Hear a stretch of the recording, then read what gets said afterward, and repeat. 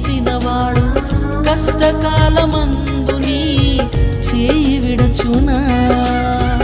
అసాధ్యములెన్నో దాటించిన నాదుడు శ్రమలో నిన్ను దాటిపోవునా? సియోను దేవుడే నిన్ను సిగ్గుపడనివ్వడు, కనికరపూర్ణుడే నీ కన్నీరు తుడుచును. సియోను దేవుడే నిన్ను సిగ్గుపడనివ్వడు, కనికరపూర్ణుడే నీ కన్నీరు తుడుచును.